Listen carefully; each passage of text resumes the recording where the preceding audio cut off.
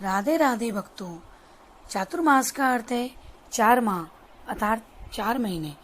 धर्म, कर्म, व्रत, उपवास, ईश्वर का ध्यान, साधना, मंत्र जप और दान धर्म के पवित्र 4 महीने चातुर्मास कहलाते हैं।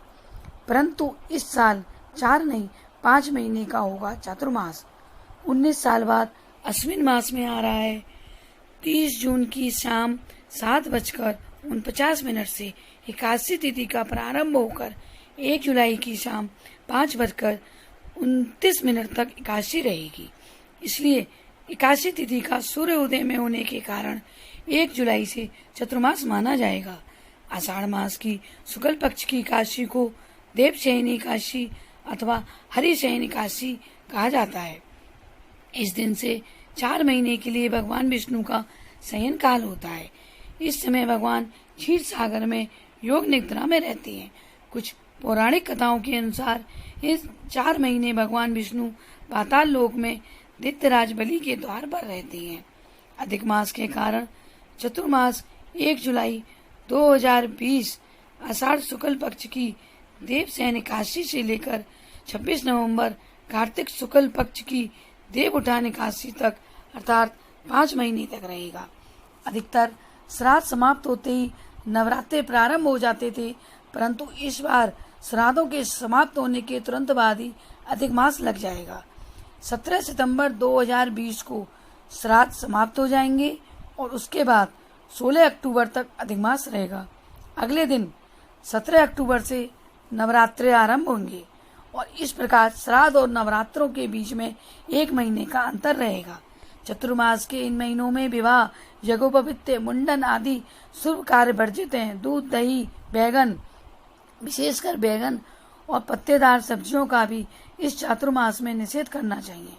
इसके पीछे एक वैज्ञानिक लॉजिक भी है, क्योंकि इस समय हवा में नमी के साथ वर्षा का मौसम भी रहता है, जिससे बैक्टीरिया, कीड़े, जीव जंतु सब पनपते हैं और हमारे जो शरीर की पाचन शक्ति है वह भी कमजोर हो जाती है। इसलिए इन मासों में हल्का और सुपाच्य भोजन करें और इन 4 महीनों में इन सब कार्यों से बचें। हमारे धर्म ग्रंथों के अनुसार सृष्टि के संचालन का समस्त काम भगवान विष्णु के हाथ में रहता है, लेकिन जब वह योग निद्रा में चले जाते हैं अर्थात उनके शयन काल में जाने के कारण सारा जो कार्यभार है वो भगवान शिव और उनके परिवार पर आ जाता है।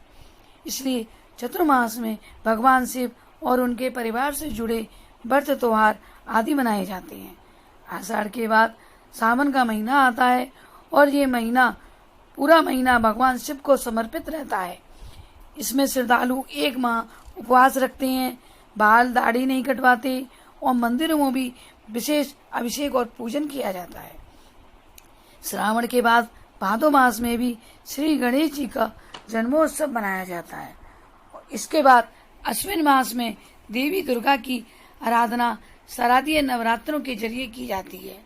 इसके बाद लगने वाले कार्तिक मास की शुक्ल पक्ष की एकादशी को देव उत्थान एकादशी कहा जाता है और कहते हैं इस दिन भगवान विष्णु 4 महीने की योग निद्रा के बाद उठ जाते हैं। इस चातुर्मास में देव पूजन, रामायण पाठ, भगवत कथा श्रवण विशेष फलदायी होते हैं और ये समय शुभ और पुण्यप्रद समय माना जाता है। इस समय किए जाने वाला भगवान विष्णु का सहस्त्र नाम पाठ विशेष शुभ फल देता है। चतुर्मास में जल्दी उठना और किसी पुण्योत्य नदी में या सरोवर में स्नान करना शुभ है।